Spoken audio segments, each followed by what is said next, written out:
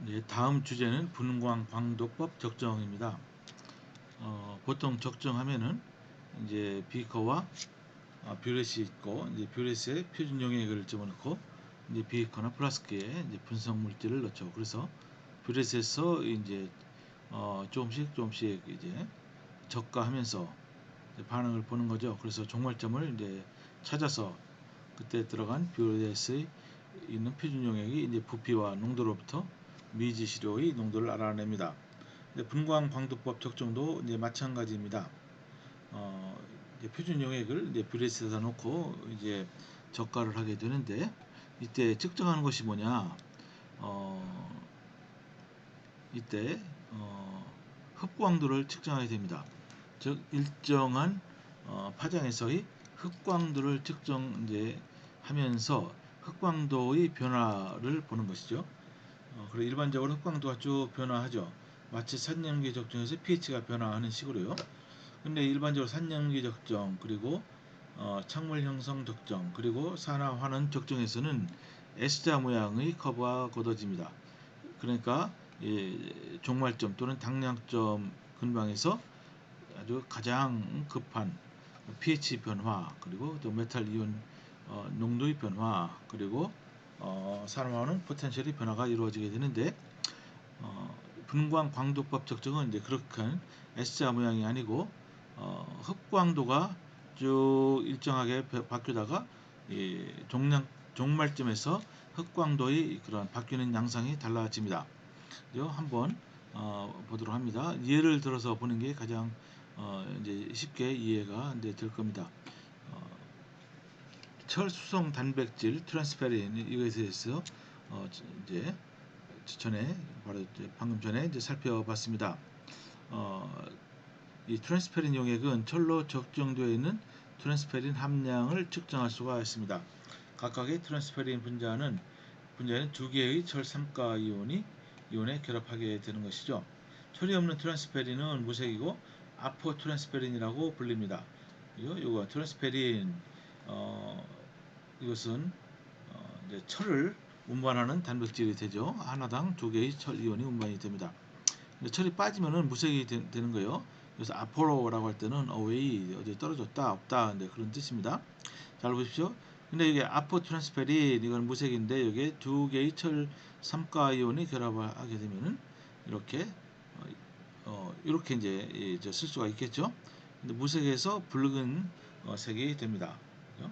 붉은 빛을 띄어서 그 색깔 변화를 보는 것인데 한번 그 내용을 한번 살펴보도록 합니다. 여기 보시면은 아포 트랜스페린 용액을 1.79mm몰라의 나이트릴로 아스트산 철 요겁니다. 이게 나이트릴로 트리아시테이트 이온이 되어 있는데 이게 철 3가 이온과 결합을 잘 하고 있어요. 그런데 요 용액으로 적정하는 것을 보여줍니다. 이걸 잘 보십시오. 요 그림이 있는데요. 여기 이제 요 철 3가 이온과 트랜스페린이 결합한 요 창물이 최대 흡수 파장이 465나노미터죠. 이때 흡수가 되니까 이제 붉은색을 띠게 됩니다. 그러니까 이제 표준 용액으로서 뭘 첨가하냐면은 여기 철 3가 그 용액을 이제 집어넣는데 여기에 결합된 그죠? 나트릴로 트리아시티드 이온에 이 분자 결합된 철 3가 이온의 그 표준 물질을 이제 쭉 적가하면서 이때 이 파장에서의 흑광도 변화를 봅니다. 자, 그럼 어떻게 되는지 한번 상상을 해 보십시오. 이것이 이제 이 비커에 그죠? 아니면 더 플라스크에 아포 트랜스페린이 있다고 쳐 보십시오. 그러면 위에서 이것이 여기 철 3가가 결합된 것이 이제 들어갑니다. 그런데 여기서는 명확히 나와 있지 않지만은 이 트랜스페린과 아포 트랜스페린과 요 철 3가 이온의 결합력이 즉 포메이션 콘스탄트가 매우 큽니다. 그러니까 여기에 요 이온과 요 리간도가 결합하고 있던 철 3가 이온을 다 뺏는 거예요. 다 뺐으면 어떻게 됩니까? 요 물질이 점점 많이 생성이 되겠죠. 그러면서 요 465 나노미터에서의 흑광도가 점점 증가하게 됩니다. 그죠? 증가하게 되다가 계속 이거를 집어넣으면 어떻게 됐어요? 철산과 결합된 요 리간드를 집어넣으면 어떻게 됩니까? 나중에 이것이 이제 그 아포 트랜스페린보다 더 많이 들어가면 어떻게 되죠? 그때는 아포 트랜스페린에 이미 철이 다 결합됐기 때문에 더 이상 이것이 들어가도 아포 트랜스페린의 농도는 변함이 없겠죠. 그죠? 그럴 거 아니겠어요? 더 이상 반응 안 하니까. 그러니까 이 흑광도의 변화가 쭉 올라가다가 어느 순간에서 이게 쭉 비례하는 요 속도로 올라가지 않고 이렇게 완만해집니다. 그죠? 그래서 이쪽에 두 영역이 존재하게 되는 거예요. 이쪽 한 영역과 이쪽 한 영역. 그래서 이것을 각각을 직선으로 그어서 만나는 이 점을 우리가 종말점으로 잡을 수가 이제 있습니다. 그죠? 그래서 이것도 이제 적정이라고 할 수 있어요. 그런데 이 방법을 분광 광도법을 이용하기 때문에 스펙트로포토메트릭 타이트레이션 이렇게 부르게 됩니다. 이것도 많이 사용하는 방법 중에 하나죠. 그래서 이게 종말점 요 정확하게 가해진 철 3가 이온 요 리간드의 부피가 되는 것입니다. 그죠? 그러면은 원래 이제 우리가 구하고자 하는 것은 아포 트랜스페린의 농도죠. 근데 이제 이거 1대 2로 이제 결합하기 때문에 이만큼이 들어갔어도 우리가 비를 잘 생각해서 계산을 하면 되는 것이죠. 간단합니다. 제가 말씀드린 그 내용이 여기 있어요. 그래서 한번 계산을 해 보시면 이렇게 되는 거예요. 우리 그림에서 반응이 완결되는데 필요한 철 3가 이온의 양은 203 마이크로리터예요. 여기 마이크로리터. 그러니까 이걸 가지고서 여기 203 마이크로리터고요. 요 양을 우리가 몇 몰이냐 우리 한번 계산해 보는 겁니다. 근데 원래 어땠죠? 요 용액이 농도가 1.79mm몰라요. 그리고 이건 1대1 철과 반응합니다. 여기는 명확히 나오진 않았어요. 그랬더니 요 부피 곱하기 여기 농도 하면은 몰수가 나오는 거죠. 그죠? 그래서 0.363mm몰이다. 이렇게 알 수가 있어요. 근데 0.363mm몰인데 그러면은 아포 트랜스페린은 몇 몰이 됩니까? 이거 철 삼가이온 두 개가 하나의 아포 트랜스페린과 결합하니까 이것은 이 반이 되겠죠. 그러니까 0.182mm몰 이게 바로 아포 트랜스페린의 농도가 몰수가 되는 겁니다. 그죠? 이제 그런데 처음에 2ml니까 이 아포 트랜스페린의 농도는 이거 나누기 2 밀리리터 그죠? 예, 이걸 하면은 농도가 나오게 됩니다. 근데 여기서 이제 한 가지 뭐 마이너한 문제가 있는데 부피가 다르기 때문에 희석 문제를 고려해야 된다. 그죠? 여기 보시면요. 무슨 얘기냐? 여기 있잖아요. 여기에. 요 Y축에 점점 이게 표준 용액을 넣으면은 부피가 증가합니다. 부피 증가하면 어때요? 양은 똑같더라도 부피가 증가하면 업소번스가 농도가 낮아지니까 농도가 점점 약해지겠죠. 그래서 부피 증가하는 만큼 그 정도를 우리가 보정을 해줘야 돼요. 그러니까 예를 들어서 어떤 순간에 0. 업소번스가 0.2다. 이렇게 이게 관찰이 됐어요. 측정이 됐습니다. 그런데 부피가 처음에 10ml에서 이때 20ml다. 그럼 어떻게 됩니까? 부피가 2배로 증가했기 때문에 실제로 0.2가 아니고 0.4가 되겠죠. 그죠? 그런 식으로 보정을 해준다. 근데 그것입니다. 그래서 여기 이제 문제가 나오는데 잘 보십시오. 한번 다시 한번 이거 풀어보도록 하겠어요. 그래서 업소번스를 이제 쟀는데 125 마이크로리터 요 페릭 나이트로 트레아스테이트 요거예요. 이만큼을 요게 2ml 아포 트랜스페린에 이제 첨가했어요. 그랬더니 흑광도가 0.260이다. 이게 이제 그러면은 코렉트 업소번스는 얼마냐 이겁니다. 그죠? 이만큼의 부피가 0.125ml가 2ml만큼에 들어갔으니까 이제 부피가 좀 증가했죠. 그죠? 근데 부피 증가한 걸 고려하지 않고 0.260이에요. 그죠? 근데 원래는 어떻죠? 원래는 부피가 증가했기 때문에 실제는 이거보다 더 크겠죠. 그죠? 부피 증가해서 아무래도 농도가 좀 희석이 됐죠. 그러면은 실제 요 corrected absorbance는 어떻습니까? 0.260 곱하기 어때요? 전체 부피가 요 두 개를 더하면 됩니다. 2.125를 2로 나누면 되겠죠. 여기서처럼. 그럼 요게 실제 corrected absorbance가 된다 이겁니다. 단순한 문제예요. 자, 그 다음에 한번 우리가 이론적으로 한번 고려해 볼 게 있어요. 분자가 빛을 흡수할 때 어떤 일이 일어날까? 근데 이 빛이 가시광선이나 적외선이면은 일렉트로닉 트랜지션이 일어난다 얘기입니다. 그러니까 분자가 광자를 흡수하면 전자가 낮은 상태의 에너지 레벨에서 높은 상태의 빈 오비탈로 그죠? 이제 여기가 된다 이겁니다. 예를 들어 이걸 보세요. 여기 보시면은 이제 분자기 때문에 여러분 분자 오비탈을 생각할 때 여러분 원자 오비탈과 비슷하게 생각하면 됩니다. 원자들이 모여서 된 것이 분자이기 때문에 분자 오비탈은 원자 오비탈을 조합해서 만들게 돼요. 이제 원자도 에너지 레벨이 있죠, 그죠? 1s, 그죠? 이제 가장 밑바닥에 있는 1s 오비탈, 1s 다음에 뭔가 그 다음에 2s, 2p, 그죠? 그런 식으로 가는 겁니다. 2s, 3p, 3d, 뭐 그런 식으로 쭉 이제 에너지 레벨이 존재하게 되잖아요.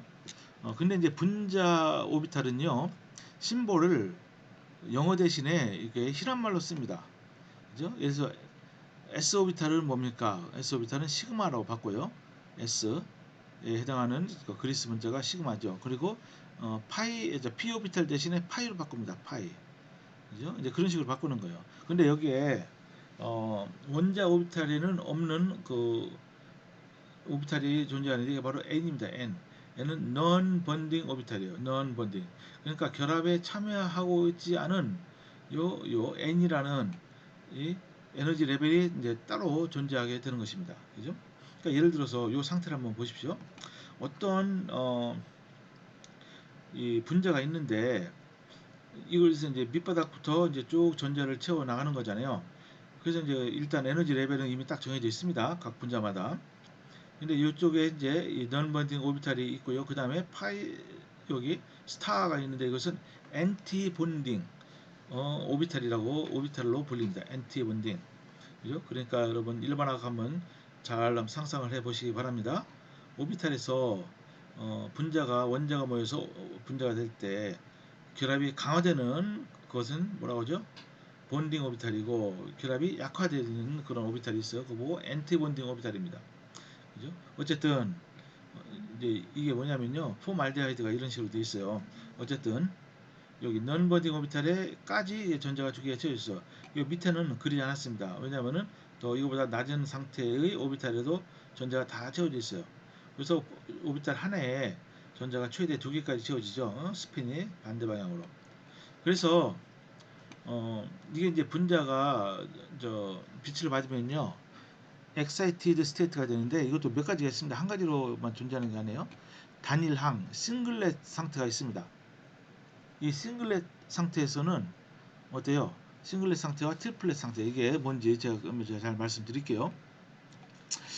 근데 이제 요게 어떻게 됩니까? 요게 이제 엑사이티드 되면은 여기가 비었잖아요, 이쪽이요. 그죠? 넘버링 오비탈은 차 있고 이건 비었으니까 어때요? 가장 단순하게는 여기 있는 전자 하나가 여기로 엑사이티드 되는 거 아닙니까? 그죠? 되면은 두 가지로 존재하는 거예요. 이게 전자가 이쪽 파이 엔티본딩 오비탈로 이제 옮겨졌는데 방향이 이렇게 됐어요. 그러니까 요 두 개의 방향이 서로 반대 방향이다. 이런 가능성이 하나하고 열로 이쪽으로 엑사이티드 엑사이테이션 됐는데 스핀이 방향이 같다. 방향이 반대일 때를 우리가 싱글렛이라고 합니다. 싱글렛 스테이트. 그죠? 단일항. 방향이 같으면요. 삼중항, 트리플렛 스테이트. 그죠? 이렇게 얘기를 해요. 그래서 싱글렛 스테이트는 에너지가 이게 좀 더 불안정합니다. 좀 더 높아요. 그러니까 파장은 좀 더 짧죠. 355 나노미터에서 이게 이루어지고 트리플렛 스테이트는 이게 이거보다 전체적으로 낮게 있잖아요. 그러니까 이것은 어때요? 더 에너지가 낮습니다. 3중항. 그래서 이거는 397 나노미터 여기서 이쪽으로 옮겨가는데 그렇게 됩니다. 그죠? 일단 그렇게만 알고 계시면은 일단 여러분들 수준에서는 충분하고도 남아요. 자, 그러면은 이중항은 없습니까? 여러분들 이렇게 물을 수 있어요. 즉 더블렛은 없습니까? 있어요. 더블렛은 요 스핀이 두 개가 관여하는 것이 아니고 하나만 있을 때 더블렛이라고 합니다. 더블렛. 그러니까 이 경우에는 더블렛은 없죠. 그죠? 어쨌든 싱글렛은 뭐냐? 스핀이 반대 방향이고 삼중항은 스핀이 트리플렛은 스핀이 방향이 같다. 두 개가. 그렇게 보면 됩니다. 그래서 이제 포말데하이드를 예로 많이 듭니다. 포말데하이드가 이렇게 돼 있어요. 요게 이제 그라운드 스테이트 일대 구조입니다. 요 탄소를 중심으로 해서 요 산소, 수소 이게 전체가 같은 평면에 놓여 있어요.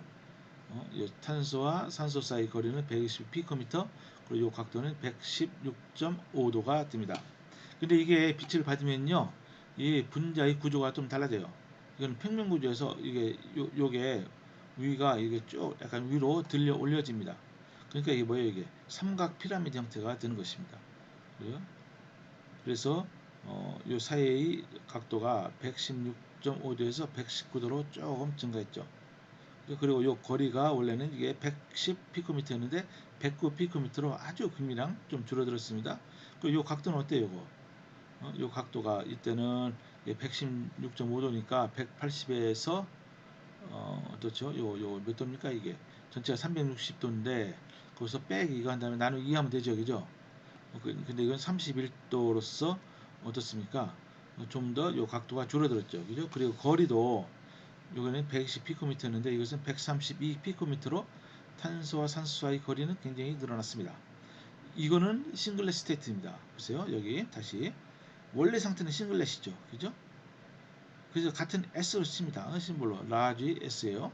근데 이것은 S0고 이건 S1이라 합니다. 1 쓴 것은 이제 첫 번째 excited state다. 이제 그런 의미가 되겠어요. 그죠? 이렇게 됩니다. 자, 그러면은 그 포말데하이드가 그럼 분자 오비탈이 어떻게 이루어졌느냐 이걸 한번 보도록 합니다. 잘 보십시오.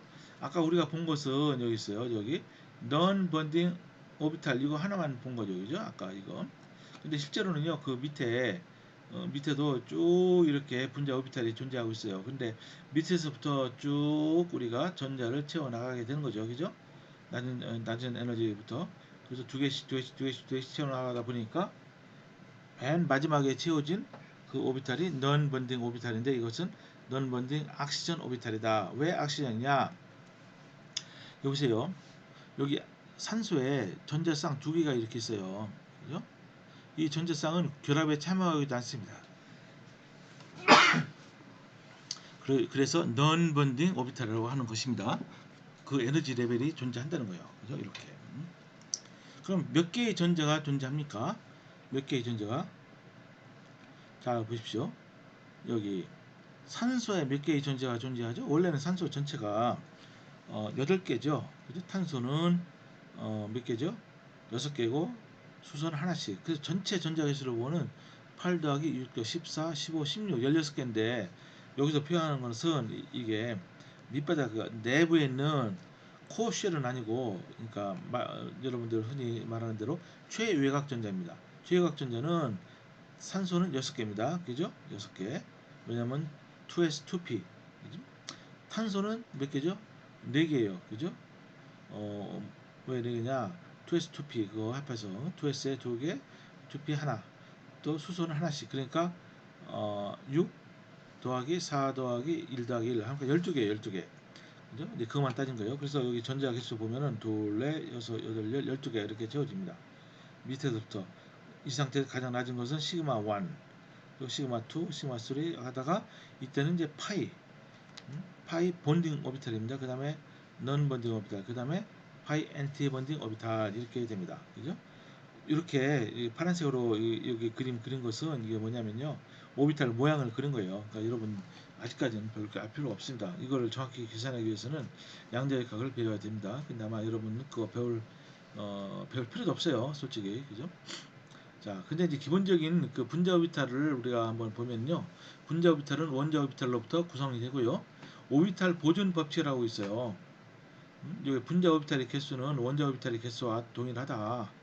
그죠? 오비탈 개수는 변하지 않는다. 그럽니다. 그리고 본자부터는 두 가지 종류가 있는데 본딩, 엔티본딩. 그리고 하나가 더 있는데 넌 번딩 오비탈이다. 그리고 시그마 본드와 파이 본드가 있는데 시그마 본드라는 것은요. 이 결합 축을 이게 축을 통해서 결합이 이루어질 때 시그마 본드예요. 이런 거 다 결합 축을 통해서 이루어졌죠, 그죠?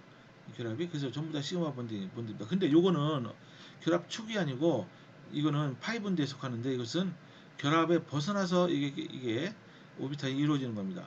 그죠? 결합 축은 따라서 이루어지려면 이렇게 되는 건데 요 위에 하나와 이게 두 개. 요거 에너지 전자의 밀도가 이게 결합 축으로부터 벗어났죠. 그걸 우리가 파이 본드다 이게 얘기하고 있습니다. 자, 그리고 요거는 이건 책에 없는 건데 제가 이제 중요하다고 생각해서 한번 가져와 본 겁니다. 여기 이제 여기서 나오는 이 에너지 레벨은요 전부 다 일렉트로닉 에너지 레벨에 속합니다. 일렉트로닉 에너지 레벨, 그죠?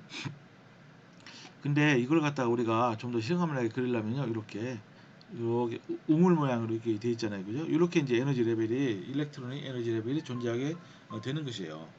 이런 식으로. 요게 이제 그라운드 스테이트라고, 요 첫 번째 엑사이티드 스테이트라고 이렇게 해봅시다. 근데 전자가 전이하는 것은 굉장히 힘들다고 그랬죠, 그죠? 가시광선이나 자유선을 쪼여줘야 된다고 그랬습니다. 반면에 적외선에서는 어때요? 에너지가 적외선은 낮죠, 가시광선에 비해서. 그 적외선이 쪼여질 때는 이 진동이 일어난다고 그랬어요. 근데 진동의 에너지 레벨은 어디에 존재하느냐? 여기 전자 에너지 레벨이 하나가 있으면요, 거기에는 많은 진동 에너지 레벨이 이렇게 존재해요. 이렇게 여기 굵은 이렇게 수평선으로 된 게 바로 진동 에너지 레벨입니다. 엑사이티드 스테이트도 마찬가지예요. 여기 하나의 엑사이티드 스테이트에 여러 개의 진동 에너지 레벨이 존재합니다. 근데 이제 전자기파가 어, 어, 저기선에서 이제 마이크로파로 한번 넘어갔다고 보십시오. 마이크로파를 쪼여주면은 분자가 진동 나네요. 뭐가 일어난다 그랬죠? 분자가 트랜슬레이셔널 운동. 그러니까 이동합니다. 이동. 트랜슬레이션 하면 이제 위치가 바뀐다는 뜻이에요. 그러면은 그걸 어, 잠깐만요. 아, 죄송합니다. 트랜슬레이션이 아니고 로테이션입니다. 로테이션. 저 잠깐 잘못했어요. 로테이션. 로테이션이 일어납니다. 로테이션도 이것도 에너지 레벨이 양자화됐어요. 그러니까 일정한 것만 가는다는 거예요. 근데 로테이션 에너지 레벨은 어디에 이렇게 존재하냐면은 각각의 바이브레이션 에너지 레벨에 수많은 로테이션 에너지 레벨이 이렇게 존재하는 거예요. 그죠? 여기 보세요. 이게 이 그림이 매우 중요한 거예요. 하나의 일렉트로닉 스테이트에 여러 개의 바이브레이셔널 스테이트가 존재하고 또 각각의 바이브레이션 스테이트는 여러 개의 로테이셔널 에너지 레벨이 존재한다 이겁니다. 그죠? 여기에 이제 제가 잘 적어놨습니다. 정리했어요.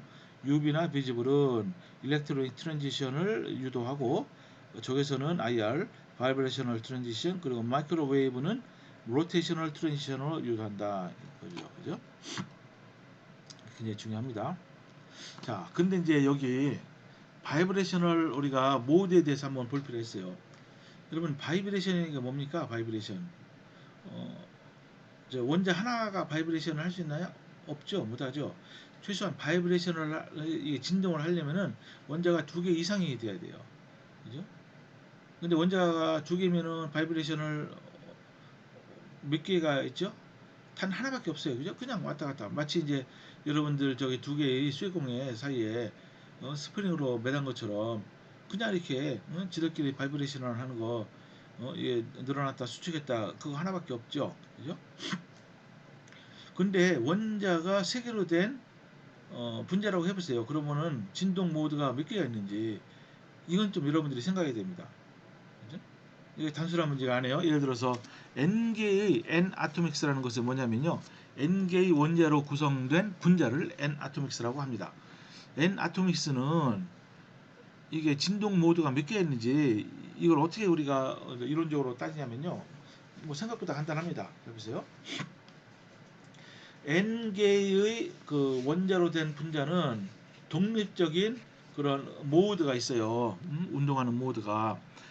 근데 이제 여러분 3차원 공간에서 운동하기 때문에 n개의 원자는 3n개의 그런 모드가 움직임이 있습니다. 3n개. 그죠? 원자 하나만 온다고 보세요. 원자 하나 이게 운동하는 모드가 몇 개 있습니까? 세 개가 있죠. x, y, z. 이 3차원이니까 그죠? 그러니까 n 개의 그 원자로 구성된 분자는 3n 개의 인디펜던트 모션이 있어요. 그죠? 이 독립적인 모션. 근데 여기 잘 보십시오. 3n 개니까 근데 이제 이 분자가 그럼 모양이 직선 구조를 갖고 있느냐 아니면 직선 구조가 아니냐에 따라 달라집니다.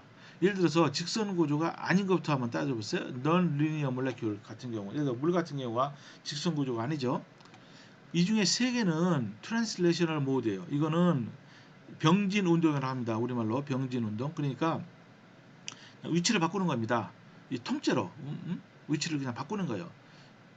그러니까 3차원에서 바꾸니까 3개의 트랜슬레이셔널 모드가 있고 또 3개의 로테이셔널 모드가 있어요. 3차원에서 이게 로테이셔널 이렇게 회전하는 거니까 3개의 모드가 있습니다. 그 나머지가 바로 바이브레이션 모드예요. 그러니까 전체 3n개에서 6개를 뺀 것이 바로 바이브레이셔널 모드가 됩니다. 예를 들어서 물 같은 경우는 어떻습니까? 바이브레이셔널 모드가 몇 개죠?